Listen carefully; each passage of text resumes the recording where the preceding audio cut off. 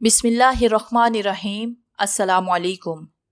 हमारे चैनल कहानी hub official में खुशामदीद। नाजरीन, मैं आज आपके लिए इंतहाई खौफनाक और दिलचस्प कहानी लेकर आई हूँ, लेकिन कहानी शुरू करने से पहले आपसे गुजारिश है कि अगर आपने हमारा चैनल सब्सक्राइब नहीं किया तो आप हमारे इस चैनल को सब्सक्राइब कर लीजिए और बेल आइकन को भी प्रेस कर लें ताकि हर नई आने वाली वीडियो बआसानी आप तक पहुँच सके। पेशे खिदमत है इमरान सीरीज का शानदार सिलसिला क्रोशो नावल की एपिसोड नंबर 3। आपका नाम रॉजर है? एक एयर होस्टेस ने जहाज में आंखें बंद किए बैठे रॉजर से मुखातिब होकर कहा और रॉजर ने चौंक कर आंखें खोल दी। जी हाँ, क्यों? रॉजर ने हैरत भरे लहजे में कहा। आपके लिए फोन कॉल है सिसिली से, एयर होस्टेस ने कहा। अच्छा, थैंक यू, रॉजर ने कहा और उठकर उस तरफ चल पड़ा जहां एक अलहदा हिस्सा फोन सुनने के लिए बनाया गया था। जहाज में ऐसे जदीद इंतजामात थे कि सैटेलाइट के जरिए पूरी दुनिया में कहीं से ना सिर्फ फोन कॉल वसूल की जा सकती थी बल्कि यहाँ से दुनिया के हर हिस्से में फोन भी किया जा सकता था। ये निज़ाम कारोबारी अफराद के लिए खसूसी तौर पर जदीद तरीन तैयारों में रखा जाता है ताकि वो दौरान परवाज भी अपने कारोबारी फराइज अदा कर सकें। कैबिन का दरवाजा बंद करके वो एक सोफे नुमा कुर्सी पे बैठा। सामने मेज पे एक फोन मौजूद था। उसने उस रिसीवर को उठाया। रॉजर साहिब। रिसीवर उठाते ही आवाज सुनाई दी। हाँ रॉजर बोल रहा हूँ, जनरल मैनेजर बेकन एंटरप्राइजर, रॉजर ने सपाट लहजे में कहा। ससली बात कीजिए, दूसरी तरफ से कहा गया और कुछ देर के बाद टिक की हल्की सी आवाज के साथ एक आवाज सुनाई दी। हेलो सर, मैं ससली का नुमाइंदा मार्जिल बोल रहा हूँ। मुझे इत्तला मिली है कि आप इस फ्लाइट पर एक्रेमिया जा रहे हैं, तो मैंने सोचा कि एक अहम कागज पर क्यों ना आपके दस्तखत एयरपोर्ट पर ही करा लिए जाएं। ऐसे कंपनी को भी बेहद फायदा होगा। दूसरी तरफ से मोदबाना लहजे में कहा। ठीक है, लेकिन ससली में तो स्पेशल लाउंज से ना ही किसी को बाहर जाने दिया जाता है और ना किसी को अंदर आने दिया जाता है। मुंशियात की स्मगलिंग की रोकथाम के लिए ससली वालों ने खसूसी हिफाजती इंतजामात कर रखे हैं। रॉजर ने मुंह बनाते हुए जवाब दिया। यस सर, ऐसे ही इंतजामात हैं, लेकिन मैं यहाँ का बाशिंदा हूँ, इसलिए मैं ऐसे इंतजामात कर सकता हूँ कि आपसे मुलाकात हो सके। दूसरी तरफ से मार्जर ने जवाब देते हुए कहा। ठीक है, फिर मुझे कोई एतराज नहीं है, रॉजर ने जवाब देते हुए कहा। सर, जब आप ससली के स्पेशल लाउंज पे पहुंचेंगे तो मैं आ जाऊंगा। हो सकता है मुझे 2-4 मिनट देर हो जाए, तब भी आप परेशान नहीं होंगे, मार्जर ने कहा। ठीक है, लेकिन अब अगर आपने आना ही है तो फिर ऐसा करें कि ससली की आलून परफ्यूम की एक शीशी भी साथ ले आए। मुझे ये परफ्यूम बेहद पसंद है, रॉजर ने कहा। सर, मगर परफ्यूम की शीशी तो जहाज में साथ नहीं रखी जा सकती, ये तो मना है, क्योंकि परफ्यूम की जगह आग लगाने वाला मटेरियल भी हो सकता है, मार्जर ने चौंक कर कहा। कोई बात नहीं, मैं परफ्यूम लगाकर शीशी वापस रख दूंगा, रॉजर ने कहा। ठीक है सर, मैं ले आऊंगा, मार्जर ने कहा। रॉजर ने ओके कह के रिसीवर रखा और फिर उसने तेजी से अपने दाएं पैर में पहने हुए एक बूट को उतारा और उसकी एड़ी को आहिस्ता से उसने सोफे के बाजू पे मारा तो एड़ी में से एक बारीक सी तार बाहर को निकली। उसने उस तार के सिरे को जरा सा मरोड़कर सीधा किया और फिर उसे वापस एड़ी में धकेल दिया। तार दोबारा एड़ी में गायब हो गई। रॉजर ने बूट पहना और तस्मे बांधकर वो केबिन का दरवाजा खोलकर इत्मीनान से चलता हुआ दोबारा अपनी सीट पे पहुंचा और एक बार फिर निश्चित से सर टिकाकर उसने आंखें बंद कर ली। फिर जब पायलट की तरफ से ससली के बैनुल अक़वामी एयरपोर्ट पर उतरने का ऐलान किया गया तो उसने आंखें खोली और बेल्ट बांधने में मसरूफ हो गया। थोड़ी देर के बाद जहाज रनवे पर उतरकर टैक्सी करता हुआ अपने महसूस सपाट पर जाके रुका। पायलट की तरफ से बताया गया था कि जहाज यहाँ तेल लेने के लिए आधा घंटा रुकेगा, इसलिए अगर मुसाफिर चाहें तो इस दौरान स्पेशल लाउंज तक जा सकते हैं। इसलिए जहाज के रुकते ही आधे से ज्यादा मुसाफिर बेल्ट खोलकर सीटों से उठ खड़े हुए। रॉजर भी उठा और इत्मीनान से चलता हुआ जहाज के दरवाजे के साथ लगी सीढ़ी से उतरकर नीचे पहुंच गया, जहां एक खूबसूरत सी को होस्टर मुसाफिरों को स्पेशल लाउंज तक ले जाने के लिए मौजूद थी। रॉजर को सिस्टर की एक सीट पर बैठ गया और थोड़ी देर के बाद वो बाकी मुसाफिरों की तरह स्पेशल लाउंज में पहुंच गया। मुसाफिर तो यहाँ टहलने, गप्पे मारने और लाउंज की बार से शराब लेकर पीने में मसरूफ हो गए, जबकि रॉजर लाउंज में दाखिल होते ही सीधा एक तरफ बने बाथरूम्स की तरफ बढ़ा। ये बाथरूम तादाद में 8 थे ताकि किसी मुसाफिर को इंतजार की जहमत ना उठानी पड़े। रॉजर 6 नंबर बाथरूम की तरफ बढ़ा और दरवाजा खोलकर अंदर दाखिल हो गया। جلدی کیجیے، اپنا لباس اتاریے۔ باتھ روم میں پہلے سے موجود اس کے قد و قامت اور خلیے کے نوجوان نے سرگوشیانہ لہجے میں کہا۔ وہ باتھ روم کے کونے میں دبکا ہوا تھا۔ اس نے اپنا لباس اتار کر ہکس پر لٹکایا ہوا تھا اور خود وہ صرف بنیاد اور انڈر ویئر پہنے کھڑا تھا۔ شکل و صورت اور قد و قامت سے وہ بالکل راجر ہی لگ رہا تھا۔ راجر نے سر ہلاتے ہوئے جلدی سے لباس اتارنا شروع کیا، لیکن لباس اتارنے سے پہلے اس نے کوٹ کی اندرونی جیب سے مائکرو فلم نکال کے علیحدہ رکھی۔ لباس اتارنے کے بعد اس نے بوٹ بھی اتارے۔ اندر کھڑے نوجوان نے جلدی سے اس کا اتارا ہوا لباس پہننا شروع کر دیا۔ پھر بوٹ پہن لینے کے بعد اب وہ بالکل راجر لگ رہا تھا۔ اس نے اس کا ہکس پر لٹکا ہوا مختلف لباس اتار کر پہنا اور ساتھ ہی اس نے اترے ہوئے بوٹ بھی پہنے اور فلم اٹھا کر جیب میں ڈال لی۔ سنو ماجر، تم نے ایکیرمیا پہنچ کر سیدھا ہوٹل بلیو ہال جانا ہے۔ وہاں تمہارا کمرہ ریزرو ہوگا۔ پھر جب تک میری طرف سے کوئی اطلاع نہ ملے تم نے وہیں رہنا ہے۔ راجر نے ٹھیک ہے بوس کہا۔ ماجر نے اسپات میں سر کھلاتے ہوئے کہا، وہ پرفیوم لے آئے ہو؟ راجر نے اچانک چونک کر پوچھا۔ ہاں، مگر جب آپ نے جانا ہی نہیں تو پھر پرفیوم منگوانے کا کیا مقصد؟ میں تو بالکل نہیں سمجھ سکا۔ کوٹ کی دائیں جیب میں موجود ہے، ماجر نے کہا۔ یہ سب کچھ حفاظتی اقدام کے طور پر ہے۔ اگر ہماری کال چیک ہو رہی ہوتی تو اس سے سننے والے مطمئن ہو جائیں گے، راجر نے مسکراتے ہوئے کہا، اور چونکہ مارجر کا کوٹ وہ خود پہنے کھڑا تھا اس لیے اس نے اس کی دائیں جیب میں ہاتھ ڈال کر پرفیوم کی شیشی نکال دی۔ اب ظاہر ہے اسے تمہیں لگانا بھی پڑے گا، راجر نے مسکراتے ہوئے کہا۔ اس کا ڈھکنا کھول کر اس نے سپرے بٹن دبایا اور مارجر کے کوٹ پہ پھوار لگائی اور پھر دوسری پھوار اس نے اس کے پتلون کے دائیں پینچے پہ کر دی۔ پھر ڈھکنا بند کر کے اس نے شیشی واپس جیب میں ڈال لی۔ اس کے ساتھ ہی اس نے گردن کے قریب چٹکی بھری اور دوسرے لمحے اس کے چہرے اور سر پر موجود باریک ماسک اتر گیا۔ ماسک پر خوبصورت گھنگریالے بال بھی موجود تھے۔ اب وہ بالکل ایک مختلف شکل میں تھا۔ اس نے ماسک کو مڑوڑ کر اپنے کوٹ کی جیب میں ڈال دیا۔ راستہ کدھر سے ہے؟ راجر نے پوچھا۔ روشن دان بڑا ہے، اس سے جانا ہوگا۔ دوسری طرف ایک طویل گلی ہے، اس کے اختتام پر پبلک گیلری ہے، وہاں سے آپ ایئرپورٹ سے باہر جا سکتے ہیں، مارجر نے جواب دیا۔ اوکے، اب تم جاؤ اور سنو، راستے میں کسی سے زیادہ باتیں نہ کرنا، میں سارے راستے خاموش رہا ہوں، راجر نے کہا اور مارجر نے سر ہلا دیا اور پھر باتھ روم کے دروازے کی طرف بڑھ گیا۔ دروازہ کھول کر وہ باہر نکلا۔ راجر چند لمحے دروازے کے قریب کھڑا باہر کی آہٹ سنتا رہا، لیکن جب اس نے محسوس کیا کہ مارجر کے باہر جانے کے باوجود کوئی خاص بات سامنے نہیں آئی تو وہ تیزی سے مڑا اور پھر فلش ٹینکی پہ پیر رکھ کر وہ ایک جھٹکے سے اوپر اٹھا اور چھت کے قریب موجود بڑے سے روشن دان کے درمیان موجود لوہے کے راڈ کو دونوں ہاتھوں سے پکڑ لیا۔ دوسرے لمحے اس نے نچلا جسم پہلے سائڈ پہ رکھا اور پھر دونوں جڑی ہوئی ٹانگیں روشن دان کے درمیان سے باہر کو نکلی۔ اس کے ساتھ ہی اس نے ہاتھ چھوڑ کر تیزی سے ان کا رخ بدل کر راڈ کو پکڑا۔ اس کے ساتھ اس کا جسم مڑ کر تیزی سے پتھر کی طرف لٹکا۔ اب اس کا رخ باتھ روم کی طرف تھا اور پشت باہر کی طرف تھی۔ پھر اس نے ہاتھ چھوڑے اور ہلکے دھماکے کے ساتھ اس کے قدم زمین سے لگے اور راجر ذرا سا اپنے قدموں پہ کھڑا ہونے میں کامیاب ہو گیا۔ یہ ایک واقعی تنگ سی گلی تھی جس کے دونوں طرف سپاٹ دیواریں تھیں جن میں جگہ جگہ صرف روشن دان ہی نظر آ رہے تھے۔ گلی میں کوڑا کرکٹ وغیرہ بھی موجود تھا۔ گلی آگے جا کر مڑ جاتی تھی۔ راجر تیزی سے آگے بڑھنے لگا اور موڑ کاٹ کر جب وہ گلی کے اختتام پہ پہنچا تو وہاں ایک دروازہ موجود تھا جس کے پٹ بھرے ہوئے تھے۔ اس نے پٹ کھولے تو وہ کھل گئے اور راجر اطمینان سے پبلک گیلری میں آیا جہاں بے شمار مرد اور عورتیں موجود تھیں۔ راجر اطمینان سے چلتا ہوا آگے بڑھا اور پھر اس طرف کو بڑھنے لگا جہاں سے جہازوں پہ سوار ہوتے افراد کو دیکھا جا سکتا تھا اور جہاں سے رن وے پہ اترتے اور چڑھتے صاف دکھائی دے رہے تھے۔ جب راجر وہاں پہنچا تو اسے اپنا جہاز ایک طرف کھڑا صاف دکھائی دے رہا تھا۔ وہ لکڑی کی ایک بینچ پہ اس طرح بیٹھا جیسے اسے جہاز کے رن وے پہ اترنے اور چڑھنے کا نظارہ دیکھنے سے انتہائی دلچسپی ہو۔ وہاں افراد بھی موجود تھے۔ تھوڑی دیر کے بعد اسپیشل لاؤنج سے وہی کوسٹر برآمد ہوئی جو انہیں جہاز سے اسپیشل لاؤنج تک پہنچا گئی تھی۔ کوسٹر جہاز کے قریب پہنچ کر رکی اور سب کو کوسٹر سے اتر کر سیڑھیاں چڑھتے جہاز میں داخل ہونے لگے۔ اس نے دور سے ماجر کو پہچانا جو اطمینان سے سیڑھیاں چڑھتا ہوا جہاز میں داخل ہو گیا تھا۔ کچھ دیر کے بعد جہاز کا دروازہ بند ہوا، سیڑھیاں ہٹا لی گئی اور پھر جہاز چل پڑے۔ راجر اطمینان سے بیٹھا دیکھتا رہا۔ جہاز مڑ کے کرتا ہوا رن وے پہ دوڑنے لگا اور دیکھتے ہی دیکھتے فضا میں بلند ہو گیا۔ راجر نے اطمینان کی ایک طویل سانس لی۔ اس کا منصوبہ اب تک مکمل طور پر کامیاب ہو چکا تھا۔ وہ مائکرو فلم سمیت باہر تھا جبکہ اس کے روپ میں اس کا آدمی جہاز میں سوار تھا۔ راجر اٹھا اور پھر دیکھتا ہوا ایک طرف بنی ہوئی بار کی طرف بڑھا۔ اس نے شراب کا ایک جام لیا اور ایک طرف کرسی پر بیٹھ کر اسے آہستہ آہستہ سپ کرنے لگا۔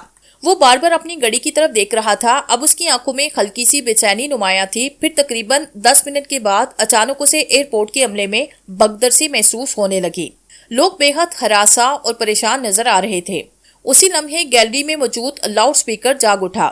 ہم انتہائی افسوس اور دکھ کے ساتھ اعلان کر رہے ہیں کہ کافرستان سے ایکریمیا جانے والا جیٹ طیارہ جس نے ابھی تھوڑی دیر پہلے سسلی ایئرپورٹ سے پرواز کی ہے، اچانک فضا میں دھماکے سے پھٹ گیا ہے اور اس میں موجود تمام مسافر ہلاک ہو گئے ہیں۔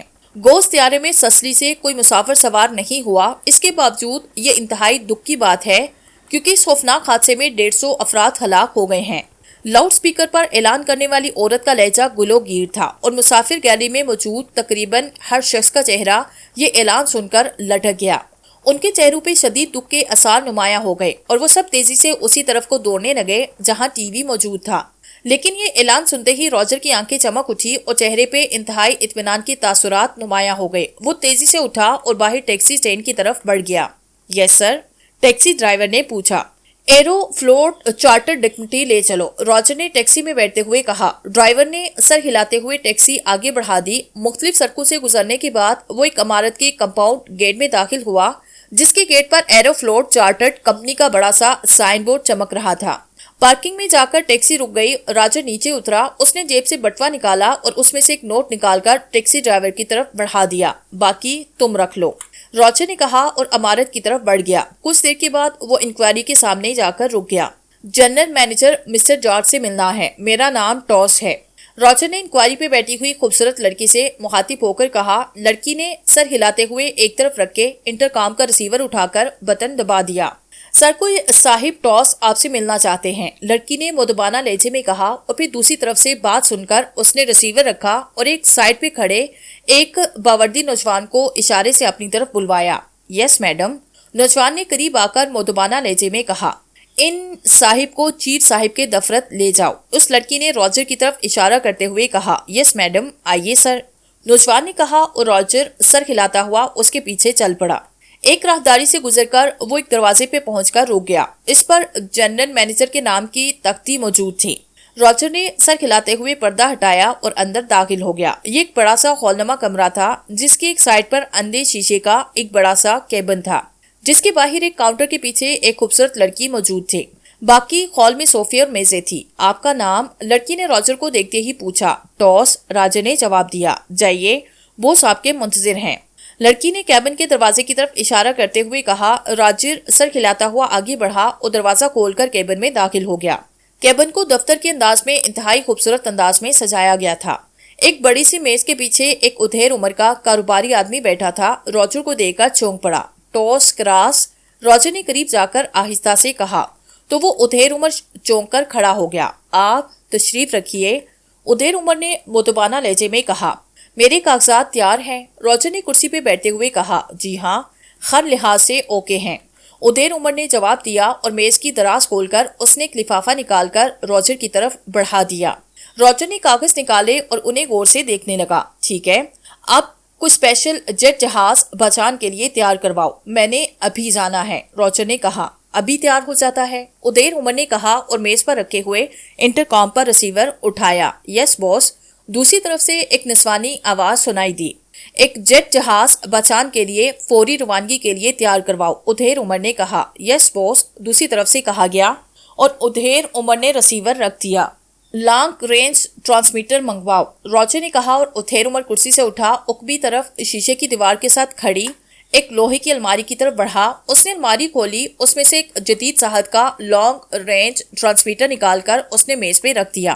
وہ آپ والا جہاز تو فضا میں کریش ہو گیا، وہ بیچارہ ماجر بھی ہلاک ہوگا، میرا بہت اچھا آدمی تھا، ادھیر عمر نے ٹرانسمیٹر رکھ کر دوبارہ کرسی پہ بیٹھتے ہوئے کہا۔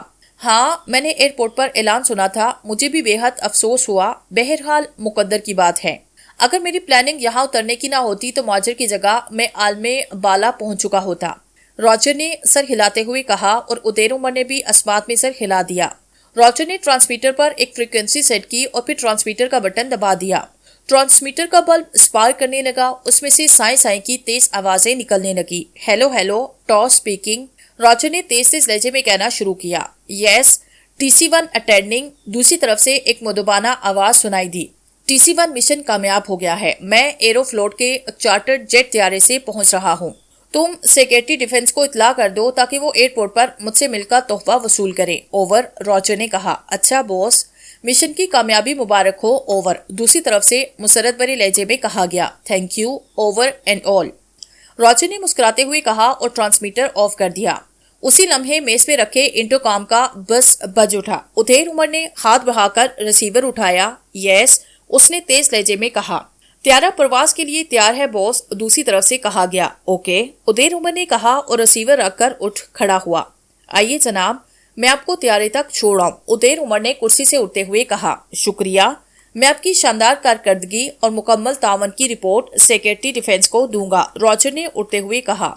बेहद शुक्रिया जनाब, आपके मुतालिक तो हमें खसूसी हिदायत मौसूल हुई थी और मुझे खुशी है कि आपको हमारी कारकर्दगी पसंद आई। उदेर उमर ने इंतहाई मुसरत भरे लहजे में कहा और फिर वो दोनों आगे पीछे चलते हुए कैबिन से निकलकर हॉल में आए और फिर दरवाजे की तरफ बढ़ गए। थोड़ी देर के बाद रॉजर एक जेट त्यारे की आरामदेह नशिस्त में धुंसा बैठा बचान की तरफ उड़ा जा रहा था। उसके हाथ में माइक्रोफिल्म थी। वो उसे गौर से देख रहा था और उसके चेहरे पर गहरे इत्मीनान और मुसरत के मिले जुले आसार नुमाया थे। टॉस क्रास की फाइल में एक और कारनामे का इजाफा हो गया था। खामहा सेक्रेटरी डिफेंस कह रहा था कि इंतहाई मुश्किल तरीन मिशन है।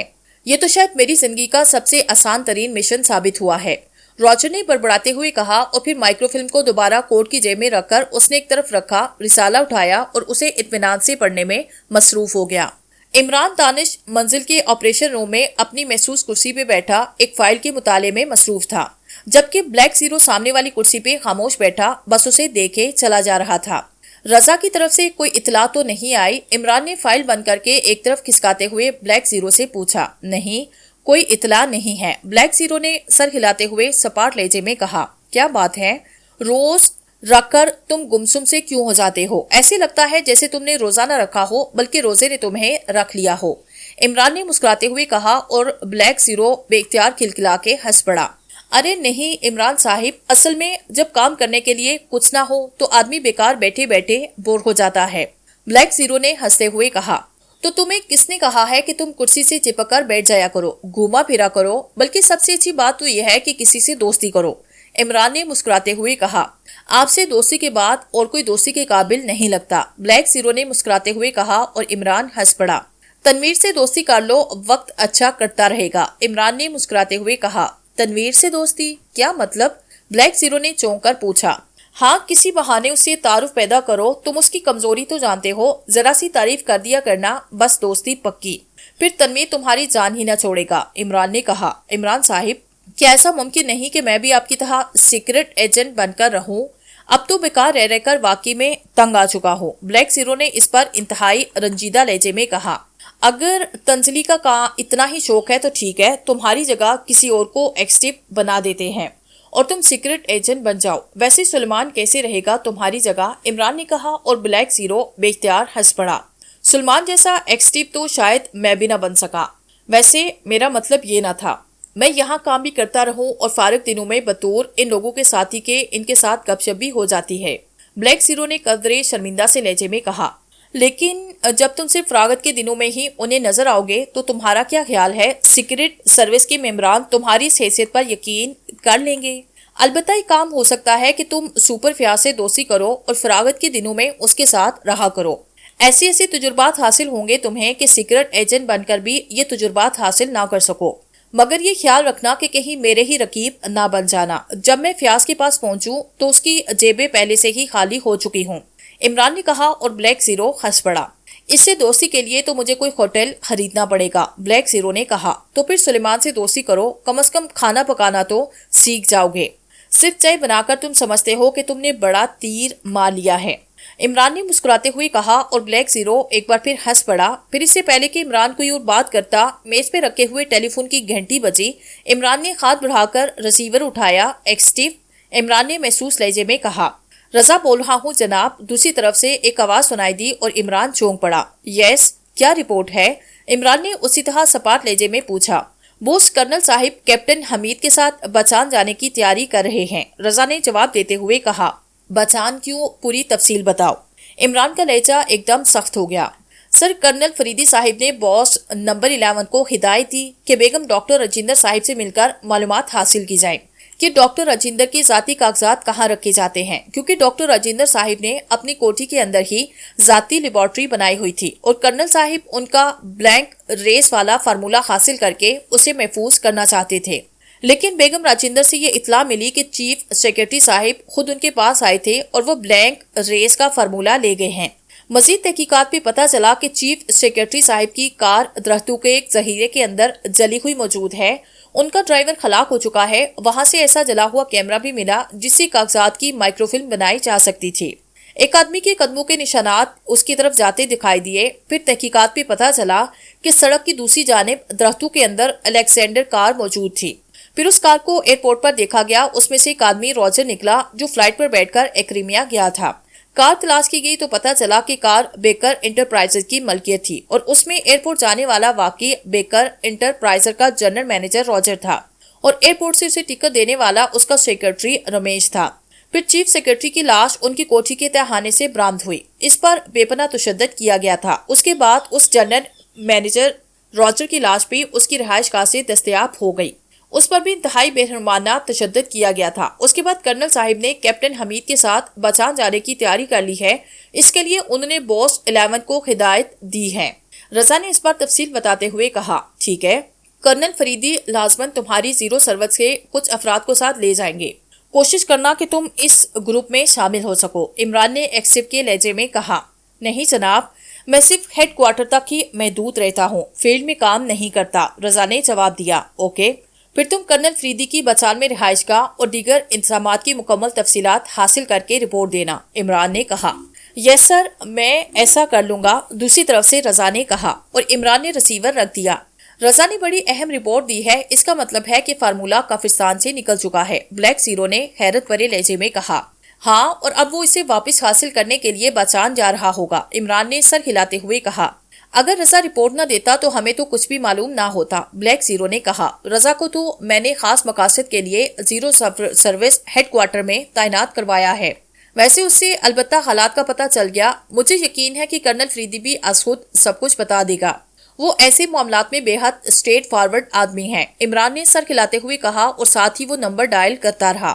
Hard stone. دوسری طرف سے کرنل فریدی کی آواز سنائی دی، کیا ابھی تک بلینک ریس کے بارے میں میرا نظریہ درست ثابت نہیں ہوا کہ آپ نے لفٹ کرانی ہی چھوڑ دی ہے؟ عمران نے مسکراتے ہوئے کہا، او عمران، میں تمہیں بھی فون کرنے ہی والا تھا، وہ کروشو تو میری توقع سے بھی زیادہ تیز ثابت ہوا۔ دراصل مجھے یہ آئیڈیا بھی نہیں تھا کہ وہ کافرستان کسی مشن پر آ رہا ہے، اس لیے میں نے معاملہ صرف چیکنگ تک محدود رکھا۔ پھر تمہاری اطلاع کے بعد جب مجھے اس کے مقصد کا علم ہوا تو میں نے سوچا کہ بیگم راجندر سے وہ فارمولا حاصل کر کے اپنے پاس محفوظ کر لوں، لیکن اس دوران کروشو یہاں کام دکھا چکا تھا۔ اس نے چیف سیکرٹری کے روپ میں بیگم راجندر سے فارمولا حاصل کیا اور پھر یہاں کے ایک مقامی تاجر راجر کے روپ میں وہ کافرستان سے نکل جانے میں کامیاب ہوا۔ مجھے اطلاع اس وقت ملی جب طیارے کو کافرستان سے پرواز کیے 2 گھنٹے ہو چکے تھے، لیکن میں نے ایکریمیا میں اپنے ایک آدمی کو ہوشیار کیا، لیکن پھر اس طیارے نے سسلی میں رکنے کے بعد جب پرواز شروع کی تو وہ فضا میں ہی کریش ہو گیا اور طیارے میں موجود سارے مسافر ہلاک ہو گئے۔ اس میں مجھے شک ہوا کہ یہ راجر یقیناً سسلی میں اتر گیا ہوگا اور طیارہ بھی اس نے ہی کسی طرح تباہ کرایا ہوگا تاکہ اس پہ کسی قسم کا شک باقی نہ رہے، لیکن میرے آدمی نے مکمل تحقیقات کر کے جو رپورٹ دی ہے وہ انتہائی حیرت انگیز ہے۔ طیارے میں تمام مسافروں کی براہ راست ایکرمیا کی بکنگ تھی، اس لیے سستی میں کوئی آدمی ڈراپ نہیں ہوا اور نہ ہی کوئی نیا مسافر سوار ہوا، اور وہ راجر بھی اسی طیارے میں اس وقت موجود تھا جب طیارہ تباہ ہوا۔ اس سے تو یہی ظاہر ہوتا ہے کہ راجر بھی اس فارمولے سمیت ختم ہوا، لیکن میرا دل کہہ رہا ہے کہ ایسا نہیں ہے، بلکہ کوئی گہری پلاننگ کی گئی ہے۔ اس لیے اب میں نے فیصلہ کیا کہ میں خود بچان جاؤں اور وہاں جا کر اس کروشو کے بارے میں معلومات حاصل کروں۔ ہو سکتا ہے ہمیں مکمل طور پر مطمئن کرنے کے لیے ایسی پلاننگ کی گئی ہو۔ کرنل فریدی نے خود ہی ساری تفصیلات بتاتے ہوئے کہا، ہاں، یہ چیکنگ انتہائی ضروری ہے۔ ویسے اگر آپ اجازت دیں تو میں آپ کو اسسٹنٹ کرنے آ جاؤں، اس بہانے آپ کے خرچے پر پہچان کی سیر ہی کر لوں گا۔ عمران نے مسکراتے ہوئے کہا، نہیں، تمہیں تکلیف کرنے کی ضرورت نہیں، یہ میرا فرض ہے اور میں اسے خود ہی سنبھالوں گا۔ بہرحال میں اپنے وعدے پہ اب بھی قائم ہوں، اگر وہ فارمولا بچ گیا ہے تو اسے حاصل کرنے کے بعد میں چیک کروں گا۔ اگر وہ واقعی پوری انسانیت کے لیے فائدہ مند ہے تو پھر اس کی کاپی تمہیں مل جائے گی، کرنل فریدی نے جواب دیتے ہوئے کہا۔ اوکے، جیسے آپ کی مرضی۔ اب اگر آپ نہیں چاہتے کہ مجھ جیسا غریب آدمی پہچان کی سیر کرے تو میں کیا کر سکتا ہوں؟ اب آپ کی طرح تو نہیں بن سکتا کہ جب جی چاہا سرکاری خرچے پر سیر کے لیے نکل کھڑا ہوں۔ عمران نے رنجیدہ سے لہجے میں کہا، میں تمہاری غربت کو اچھی طرح جانتا ہوں، بہرحال واپسی پر کال کروں گا، خدا حافظ۔ دوسری طرف سے کرنل فریدی نے ہنستے ہوئے کہا اور اس کے ساتھ ہی رابطہ ختم ہو گیا۔ عمران نے ایک طویل سانس لیتے ہوئے ریسیور رکھ دیا۔ کیا آپ واقعی وہاں جانا چاہتے ہیں؟ بلیک زیرو نے کہا۔ نہیں، جب کرنل فریدی جا رہا ہے تو پھر ہمارے جانے کی کیا ضرورت؟ عمران نے جواب دیتے ہوئے کہا۔ اگر آپ اجازت دیں تو میں اکیلا چلا جاؤں وہاں، بلیک زیرو نے چند لمحے خاموش رہنے کے بعد کہا۔ نہیں، کرنل فریدی کو تمہاری وہاں موجودگی کا یقیناً علم ہو جائے گا اور پھر وہ بگڑ جائے گا۔ اگر فارمولہ کرنل فریدی کے ہاتھ لگا تو اس کی کاپی ہمیں مل جائے گی، اس لیے زیادہ پریشانی کی ضرورت نہیں۔ ویسے بھی رمضان کا مہینہ ہے اور تم مسافر بن کر روزے قضا کرنا چاہتے ہو تو اور بات ہے، عمران نے کہا۔ ارے نہیں عمران صاحب، یہ تو میرے ذہن میں خیال ہی نہ تھا۔ ٹھیک ہے، پھر دیکھا جائے گا، بلیک زیرو نے قدرے شرمندہ سے لہجے میں کہا اور عمران مسکراتا ہوا کرسی سے اٹھا اور پھر بیرونی دروازے کی طرف بڑھ گیا۔ کروشو اپنے شاندار انداز میں سجے ہوئے دفتر کی کرسی پہ بیٹھا سامنے رکھی ایک فائل کے مطالعے میں مصروف تھا کہ میز پہ رکھے ٹیلی فون کی گھنٹی بجی۔ کروشو نے ہاتھ بڑھا کر ریسیور اٹھایا۔ یس، کروشو نے سپاٹ لہجے میں کہا۔ بوس، سیکرٹری ڈیفنس بات کرنا چاہتے ہیں۔ دوسری طرف سے ایک مدبانہ سی آواز سنائی دی۔ اچھا ٹھیک ہے، کرواؤ بات۔ ہیلو ٹاس، میں جیانگ بول رہا ہوں، بھرائی ہوئی آواز میں کہا گیا۔ فرمائیے، کیا کوئی نیا مشن درپیش ہے؟ کروشو نے مسکراتے ہوئے کہا۔ اس نے اپنا کوٹ نام ٹاس رکھا ہوا تھا، اس لیے سرکاری طور پر اسے ٹاس کے نام سے پکارا جاتا تھا۔ نیا مشن تو اسے نہیں کہا جا سکتا، البتہ سابقہ مشن کا ایک حصہ ضرور کہا جا سکتا ہے، دوسری طرف سے جواب دیا گیا۔ سابقہ مشن کا حصہ؟ کیا مطلب؟ میں سمجھا نہیں، کروشو نے چونک کر پوچھا۔ اس کے لہجے میں حیرت تھی۔ بلینک ریس کا جو فارمولہ تم کافرستان سے لے کر آئے تھے وہ فارمولہ نہیں بلکہ اس فارمولے پر ہونے والے تجربات کے کاغذات ہیں۔ اصل میں فارمولہ ان کاغذات میں شامل نہیں ہے، جیانگ نے کہا تو کروشو کو ایسے محسوس ہوا جیسے اس کے سر پر کسی نے لٹ مار دی ہو۔ کیا مطلب؟ میں سمجھا نہیں آپ کی بات۔ اگر ایسی بات تھی تو اس کا پتہ تو فوری طور پر چل سکتا تھا، لیکن ایک ہفتہ گزر جانے کے بعد آپ یہ اطلاع دے رہے ہیں کہ یہ اصل فارمولہ نہیں۔ کروشو نے ہونٹ کاٹتے ہوئے قدرے سخت لہجے میں کہا۔ یہ ایک نامانوس کوڈ میں لکھا گیا تھا، اس لیے اس کوڈ کو حل کرنے کے لیے اسے کوڈ کے ماہرین کے پاس بھجوایا گیا۔ اب وہاں سے اس کوڈ کو حل کر کے جب اسے بھیجا گیا ہے تو سائنسدانوں نے اسے چیک کیا تو معلوم ہوا کہ اصل فارمولہ تو اس میں موجود نہیں ہے۔ یہ تو سب اس پہ ہونے والے مختلف ریسرچ کے نوٹس ہیں جو ڈاکٹر راجندر اپنی یادداشت کے طور پر لکھتا رہا، اور جب تک اصل فارمولہ نہ ملے ان کاغذات سے کچھ حاصل نہیں ہو سکتا، جیانگ نے جواب دیتے ہوئے کہا۔ یہ تو انتہائی حیرت انگیز بات ہے، ڈاکٹر راجندر کے خصوصی اسسٹنٹ نے یہ کاغذات مجھے لا کر دیے۔ فائل پہ بلینک ریس کا نام بھی لکھا ہوا تھا اور ان سب کاغذات کی میں نے فلم بنائی تھی، کوئی کاغذ نہیں چھوڑا تھا، اور میں نے بیگم راجندر اور اس چیف اسسٹنٹ کو بتایا کہ اس فارمولے پر کافرستان کی لیبارٹری میں مزید کام ہونا ہے تاکہ اسے مکمل کر کے اس پہ نوبل پرائز حاصل کیا جا سکے۔ ایسی صورت میں تو ظاہر ہے وہ چیف اسسٹنٹ صرف ریسرچ پیپرز تو لا کر مجھے نہیں دے سکتا، کروشو نے کہا۔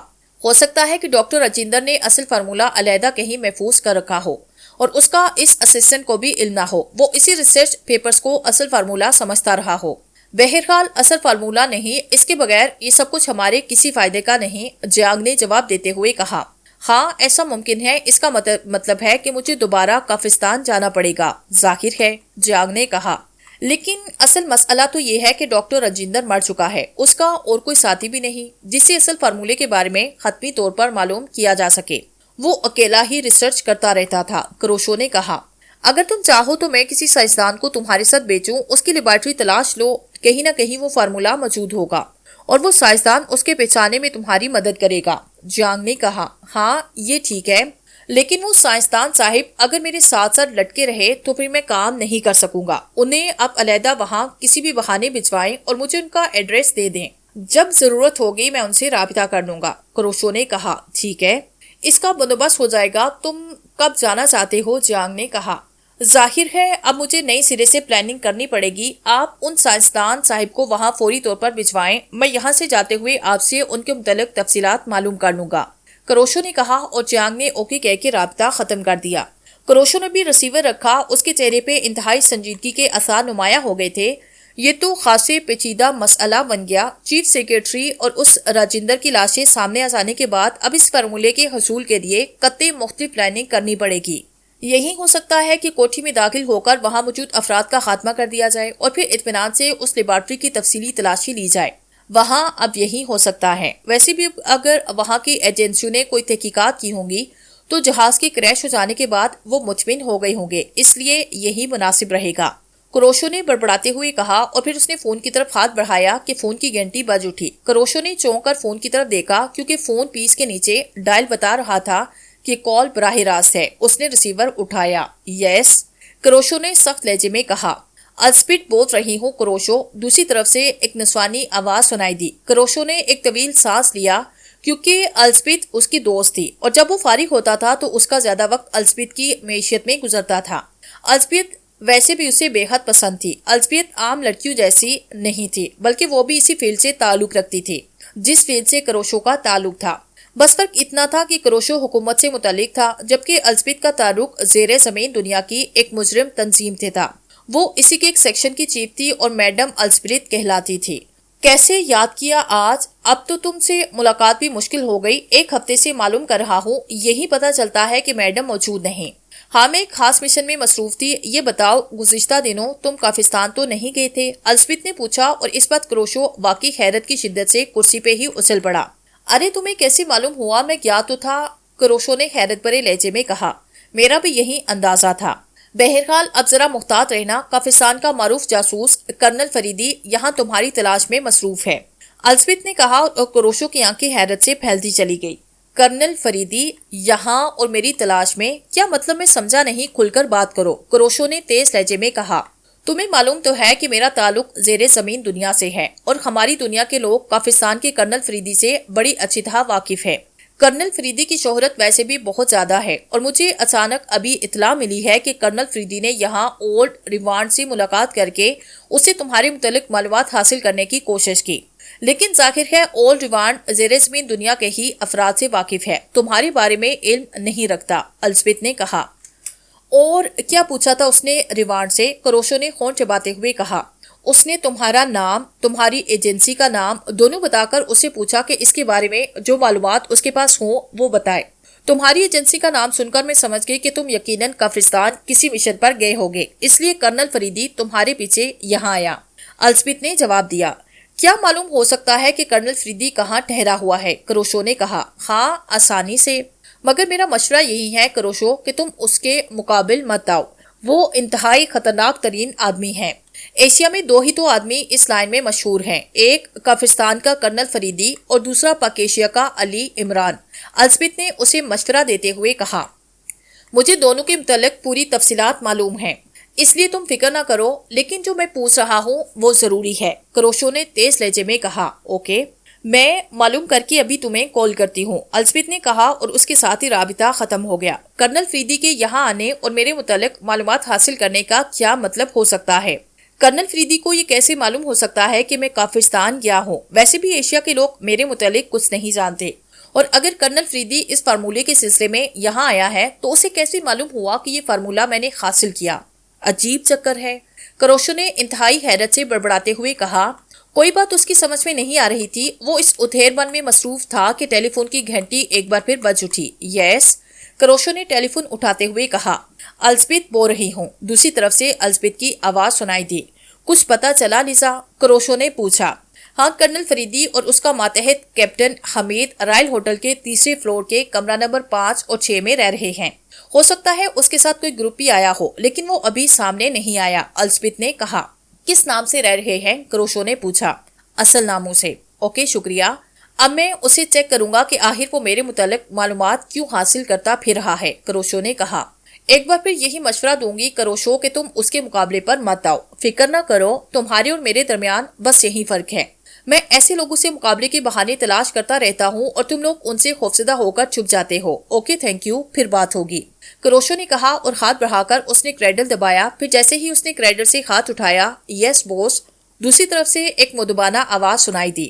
رائل ہوٹل کے تیسرے فلور کے کمرہ نمبر 5 اور 6 میں کافستان کے 2 جاسوس کرنل فریدی اور کیپٹن حمید مقیم ہیں، میں ان کی مکمل نگرانی چاہتا ہوں. اچھی طرح سنو، میں نے مکمل کا لفظ کہا ہے، کروشو نے تیز لہجے میں کہا. یس بوس، میں سمجھ گیا ہوں، دوسری طرف سے کہا گیا اور کروشو نے ریسیور رکھ دیا اور پھر وہ کرسی سے اٹھا، تیز قدم اٹھاتا سائیڈ کے ایک کمرے میں پہنچا. یہ اس کا محسوس ڈائننگ روم تھا. اس نے لباس تبدیل کیا، چہرے پہ ایک محسوس انداز کا ماسک چڑھایا اور پھر وہ دفتر میں آ کر بیرونی دروازے کی طرف بڑھ گیا. تھوڑی دیر کے بعد اس کی سرخ رنگ کی سپورٹس کار تیزی سے سڑک پہ دوڑتی ہوئی رائل ہوٹل کی طرف بڑھی جا رہی تھی. اس کے ذہن پر فوری طور پر ایک پلان آیا اور اب وہ اس پلان پر عمل کرنے کے لیے پہلے خود ماحول کا جائزہ لینا چاہتا تھا. ہوٹل رائل حد سے معروف اور انتہائی شاندار ہوٹل تھا. یہاں زیادہ تر غیر ملکی ہی قیام پذیر رہتے تھے. کروشو نے کار پارکنگ میں روکی اور پھر کار سے اتر کر وہ تیز تیز قدم اٹھاتا ہوٹل کے مین گیٹ کی طرف بڑھ گیا. لیکن مین گیٹ میں جانے کی بجائے وہ سائڈ پر سے گھومتا ہوا ایک بند دروازے کے سامنے رک گیا. اس نے ہاتھ اٹھا کر محسوس انداز میں دروازے پر دستک دی تو دروازے کے اوپر والے حصے میں ایک چھوٹی سی کھڑکی کھلی اور ایک نوجوان کا کرہ چہرہ سامنے آیا. کرسٹل سے کہو ناکو آیا ہے، کروشو نے سخت لہجے میں کہا. کھڑکی میں سے آواز سنائی دی. اس کے ساتھ ہی دروازہ کھلا. ایک طویل راہداری دور تک جاتی دکھائی دے رہی تھی. بوس موجود ہے جناب، آپ چلے جائیے، آپ کے لیے پوچھنے کی کیا ضرورت ہے، دروازہ کھولنے والے نوجوان نے کہا اور کروشو مسکراتا ہوا آگے بڑھ گیا. راہداری کے اختتام پہ ایک دروازہ تھا. کروشو نے دروازے پہ دستک دی. کون ہے؟ کروشو نے تیز لہجے میں کہا. کروشو، تم اندر آ جاؤ.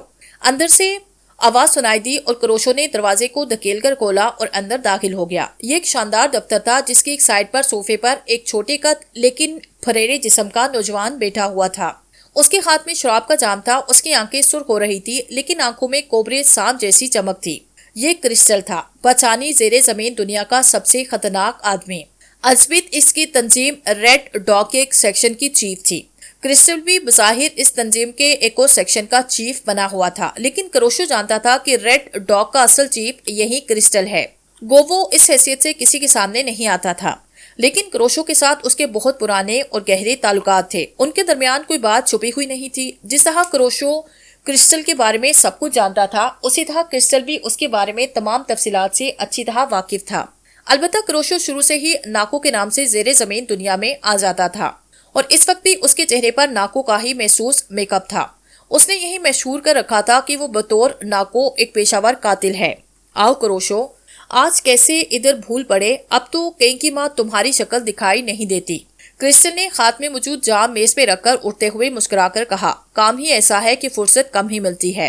تم سناؤ، دندا کیسا جا رہا ہے؟ کروشو نے مسکراتے ہوئے کہا اور ساتھ ہی اس نے بڑے گرم جوشانہ انداز میں کرسٹل سے مصافحہ کیا. First class. بیٹھو، میں تمہاری پسند کی شراب نکالتا ہوں، کرسٹل نے مسکراتے ہوئے کہا اور اٹھ کر ایک سائڈ ٹیبل پر موجود ریک کی طرف بڑھا جو شراب کی قسم قسم کی بوتلوں سے بھرا ہوا تھا. اس نے ایک بوتل اور جام اٹھایا اور لا کر کروشو کے سامنے میز پہ رکھ دیا. اب تم نے لڑاکو بڑا مصروف رکھنا شروع کر دیا ہے. جس وقت پوچھو یہی جواب ملتا ہے کہ مصروف ہے. کروشو نے بوتل کھولتے ہوئے کہا اور کرسٹل بے اختیار کہا مار کر ہنس پڑا.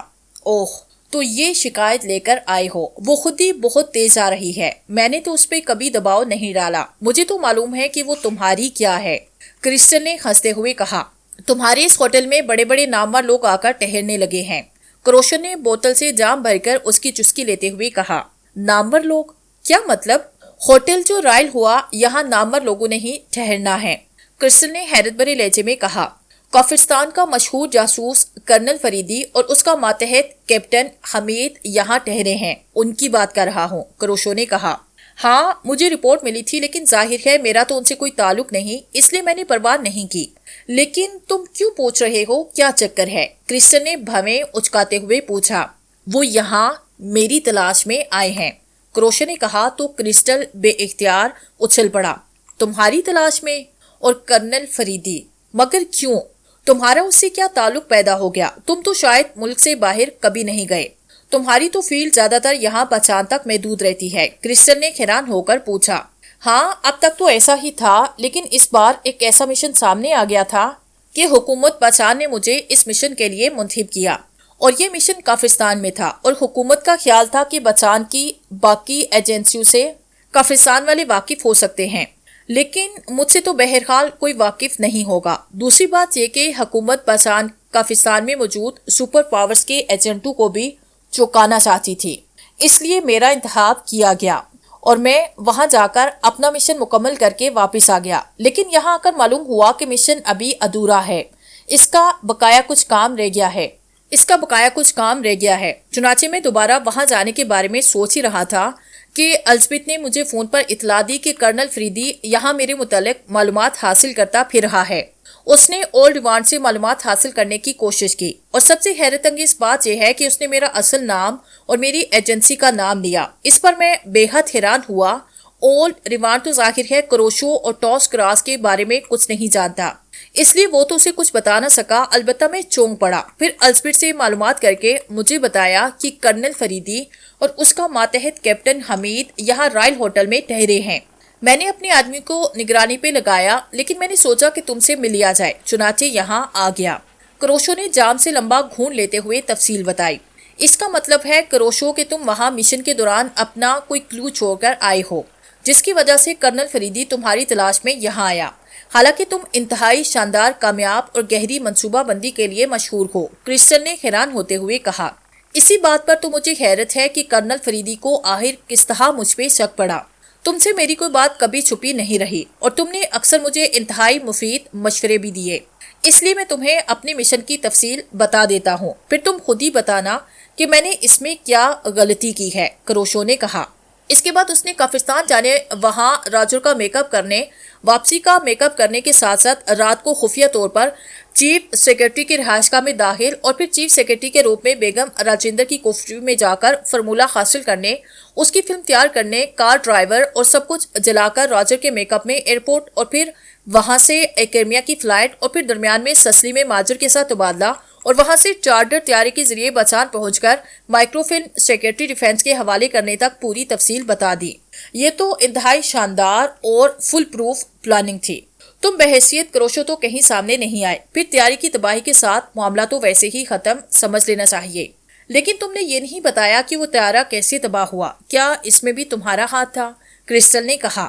ہاں، اس کی تباہی ضروری تھی، تاکہ اگر یہ کسی طرح معلوم کر لیا جائے کہ فارمولہ لے کر کوئی آدمی ایکرمیا گیا ہے تو اس کی تباہی سے یہی نتیجہ نکلتا ہے کہ فارمولہ ہمیشہ کے لیے ضائع ہو گیا ہے۔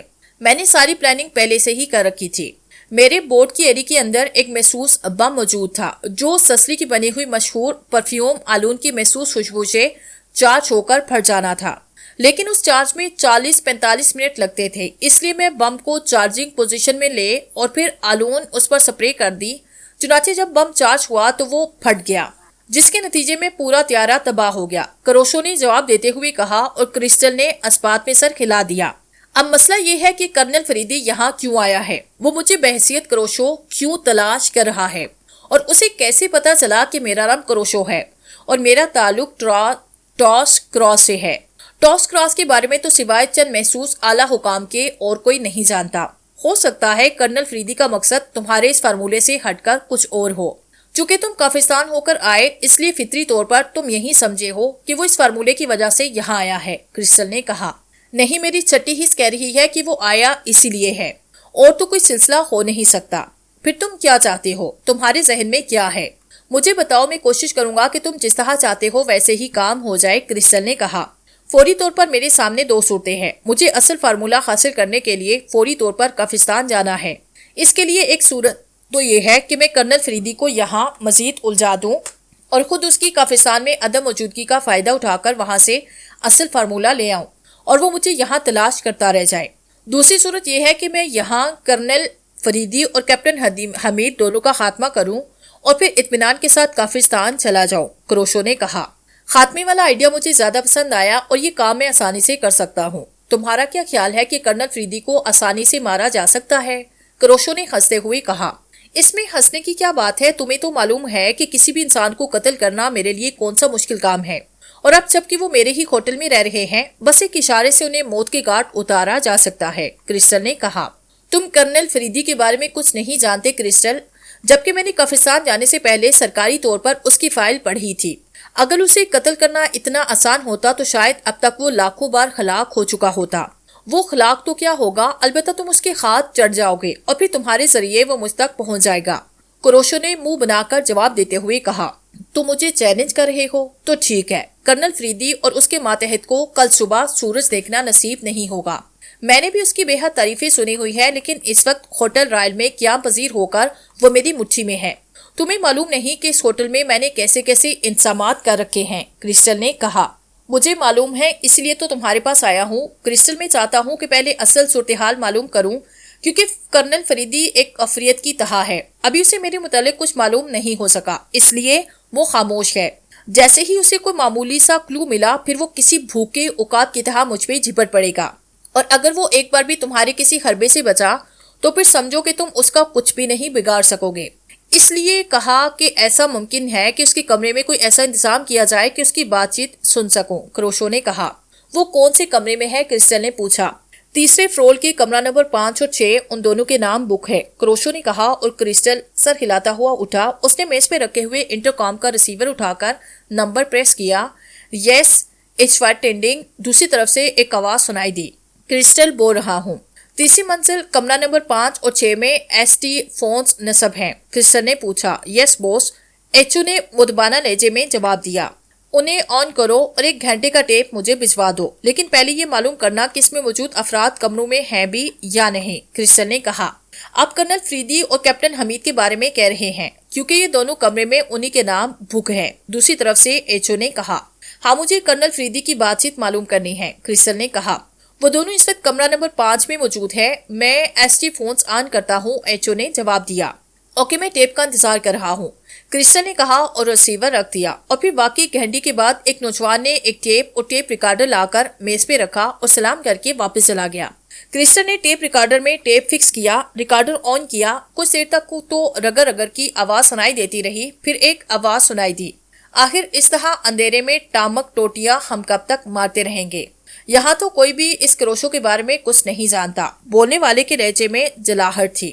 اب اندھیرے چھٹ رہے ہیں، میں نے پہلے یہ سمجھا تھا کہ شاید جہاں کی زیر زمین دنیا اس سے واقف ہو، لیکن جب یہاں کوئی اس سے واقف نہیں نکلا تو میں نے اعلیٰ پیمانے پہ کام شروع کیا، اور مجھے معلوم ہوا ہے کہ اس کی ایجنسی ٹاس گراس محکمہ ڈیفنس کے تحت کام کرتی ہے، اس لیے اب میں نے اس محکمے کے ذریعے اس کی تلاش کا آغاز کیا ہے۔ مجھے یقین ہے کہ جلد ہی اس کے بارے میں کچھ نہ کچھ معلوم ہو جائے گا۔ ایک اور بھاری اور باروب سی آواز سنائی دی۔ کروشو نے بے اختیار چونکا، پھر کافی دیر تک خاموش رہا۔ اس کے بعد ٹیلی فون کی گھنٹی بجنے کی آواز سنائی دی۔ یس، ہارڈ سٹون۔ ریسیور اٹھائے جانے کے ساتھ ہی وہی بھاری آواز جو یقیناً کرنل فریدی کی تھی سنائی دی۔ نمبر 6 بول رہا ہوں جناب، میں نے ایک اہم بات معلوم کی، کیا میں فون پر بتا دوں؟ ایک اور مدھم سی آواز سنائی دی۔ میرے پاس آ جاؤ، کرنل فریدی نے سپاٹ لہجے میں جواب دیا۔ اس کے ساتھ ہی ریسیور رکھے جانے کی آواز سنائی دی۔ نمبر 6 نے ضرور کوئی خاص بات معلوم کر لی ہے، خاصے ہوشیار آدمی ہے، پہلی والی آواز نے کہا۔ ہاں کیپٹن، اس کے یہاں بچان میں خاصے گہرے روابط ہے، اس لیے میں نے اسے ساتھ لیا، کرنل فریدی نے کہا، اور وہ سمجھ گئے کہ پہلی آواز کرنل فریدی کے اسسٹنٹ کیپٹن حمید کی ہے۔ ٹیپ سے اب صرف ہلکی سی سائیں سائیں کی آواز ہی سنائی دے رہی تھی۔ یہ واقعی بے حد تیز جا رہے ہیں، کرسٹل نے خون چباتے ہوئے کہا۔ ہاں، اور یہ ہماری خوش قسمتی ہے کہ ہم نے فونز اس وقت آن کرائے جب اہم باتیں سامنے آ رہی ہیں، کروشو نے اسبات میں سر کھلاتے ہوئے کہا۔ تقریباً 10 منٹ کے بعد دروازے پہ دستک کی آواز سنائی دی۔ کیپٹن، دروازہ کھول دو، نمبر 6 ہوگا، کرنل فریدی نے کہا۔ اس کے ساتھ ہی کرسی کھسکنے کی، کسی کے چلنے اور پھر دروازہ کھولنے کی آواز سنائی دی۔ آؤ بیٹھو اور بتاؤ کیا بات ہے۔ بوس، ٹاس کراس اور کروشو کے بارے میں ابھی کچھ معلوم نہیں ہو سکا، کیونکہ محکمے کے اہم ترین افراد بھی اس سے واقف نہیں۔ البتہ ایک ایسی بات سامنے آئی ہے جس نے مجھے چونکا دیا۔ ایک خاص آدمی سے معلوم ہوا کہ سیکرٹری دفاع کے پاس کوئی فارمولہ پہنچا تھا جس کے متعلق ایک رپورٹ موصول ہوئی۔ میں اس فارمولے کا سن کر چونک پڑا، اور پھر میں نے لمبی رقم دے کر اس کی کاپی حاصل کر لی، اور وہ کاپی یہ ہے۔ نمبر 6 کی آواز سنائی دی اور پھر خاموشی طاری ہو گئی۔ اس کا مطلب ہے کہ اصل فارمولہ بچ گیا ہے۔ ویری گڈ، سب سے پہلے اسے محفوظ ہونا چاہیے، کرنل فریدی کی حیرت بھری آواز سنائی دی۔ بچ گیا ہے؟ کیا مطلب؟ کیپٹن حمید کی حیرت بھری آواز سنائی دی۔ ہاں، میرا اندازہ درست نکلا، فارمولہ اس روجر کے ساتھ طیارے میں تباہ نہیں ہوا بلکہ یہاں پہنچا دیا گیا، اور چونکہ یہ کسی محسوس کوڈ میں تھا اس لیے اسے کوڈ کے ماہرین کے پاس بھیجا گیا۔ وہاں سے کوڈ حاصل ہونے کے بعد اسے کسی لیبارٹری میں بھجوایا گیا، اور یہ لیبارٹری سے آنے والی رپورٹ ہے۔ اس میں درج ہے کہ جو فارمولہ آیا اس میں اصل فارمولہ موجود نہیں، بلکہ ڈاکٹر راجندر اس فارمولے کے تحت بلینک ریس کے جو تجربات کرتا رہا تھا یہ ان کی یادداشتیں ہیں، اور اصل فارمولے کے حصول کے بغیر یہ بیکار ہے۔ اس کا مطلب ہے کہ ٹائم فش، چلو اس بوریت سے تو جان چھوٹی کہ سارا دن کروشو کی تلاش میں مارے مارے پھرتے رہو۔ کیپٹن حمید نے ایک طویل سانس لیتے ہوئے کہا۔ اس کے بولنے کا انداز ایسا تھا جیسے اس کے کاندھوں سے کوئی بوجھ اتر گیا ہو۔ گڈ۔ نمبر 6، تم نے واقعی اہم ترین رپورٹ حاصل کی ہے۔ یہ فارمولہ یقیناً ڈاکٹر راجندر کی لیبارٹری میں ہی کہیں محفوظ ہوگا، اس لیے مجھے خود اسے تلاش کرنا ہوگا، اور یہ رپورٹ بھی یقیناً اس کروشو تک پہنچ گئی ہوگی، اور ہو سکتا ہے کہ وہ اسے حاصل کرنے کے لیے فوری طور پر کافرستان روانہ بھی ہو گیا ہو، اس لیے اب یہاں رہنا فی الحال بیکار ہے۔ کیپٹن حمید، لانگ رینج ٹرانسمیٹر لے آؤ، میں نمبر 11 کو کال کر کے اس لیبارٹری کی نگرانی کے احکامات دے دوں۔ کرنل فریدی کی تیز آواز سنائی دی، اور اس کے ساتھ ہی ٹیپ میں سے کھٹک کی ہلکی سی آواز آئی، اور پھر خاموشی طاری ہو گئی۔ وہ ٹیپ ختم ہو گیا، کرسٹل نے کہا، اور اٹھ کے ریکارڈر کا بٹن آف کیا۔ کروشو اسی طرح خاموش بیٹھا ہوا تھا۔ اب بتاؤ کیا کرنا چاہیے؟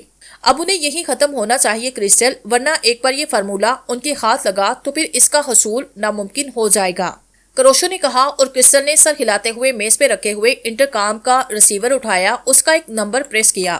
یس، ایچ او اسپیکنگ۔ دوسری طرف سے ایچ او کی آواز سنائی دی۔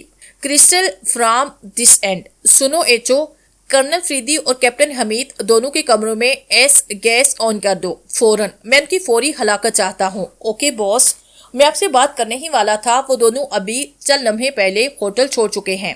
میں پوچھنا چاہتا تھا کہ مزید ٹیپ بھیجوں یا نہیں۔ ہوٹل چھوڑ چکے ہیں؟ اتنی جلدی؟ کرسٹل نے حیرت سے چیخ کر کہا۔ یس بوس، بس اچانک وہ اپنا سامان لے کر آئے اور ہوٹل چھوڑ کر چلے گئے، ایچ او نے جواب دیا۔ تم ایسا کرو، ناٹو کو ان کے خلیے بتا کر میرا آرڈر دے دو کہ انہیں ملک چھوڑنے سے پہلے ہر صورت میں ہلاک ہو جانا چاہیے۔ ناٹو سے کہو کہ فوراً حرکت میں آ جائے، کرسٹل نے چیختے ہوئے کہا۔ یس بوس، دوسری طرف سے ایچ او نے کہا، اور کرسٹل نے ریسیور کریڈل پہ پٹک دیا۔ تم نے فیصلہ کرنے میں دیر کر دی کروشو، ورنہ کمرے میں سائنائز گیس اسپرے کرنے کے انتظامات موجود تھے۔ ایچ او کو صرف چند بٹن دبانے پڑتے اور ان کی روحیں ان کے جسموں سے پرواز کر جاتی۔ بہرحال اب بھی ناٹو انہیں مار گرانے کا وہ ان معاملات میں بے حد تیز ہے۔ کرسٹل نے دوبارہ صوفے پہ بیٹھتے ہوئے کہا۔ کروشو نے اسی طرح خون بیچتے ہوئے سر ہلایا، وہ کسی گہری سوچ میں غرق تھا۔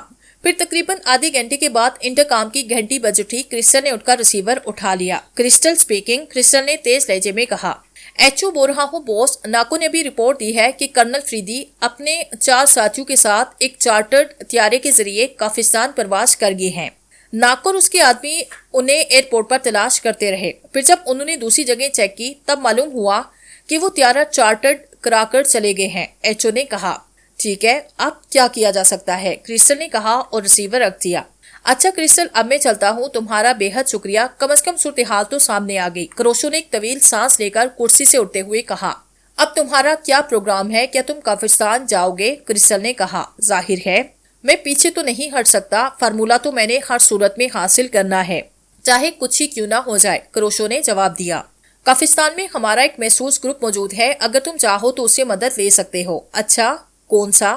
شاید ضرورت پڑ ہی جائے، کروشو نے کہا۔ جانکی بار، وہاں کا مشہور بار ہے، اس کا مالک جانکی ہے، میں اسے یہاں سے کال کر کے کہہ دوں گا، تم اسے اپنا موجودہ نام ناکو بتانا، پھر وہ تمہاری مدد کے لیے جان بھی لڑا دے گا، کرسٹل نے کہا، اور کروشو نے سر ہلاتے ہوئے اسے مصافحہ کیا اور پھر تیز قدم اٹھاتا دروازے کی طرف بڑھ گیا۔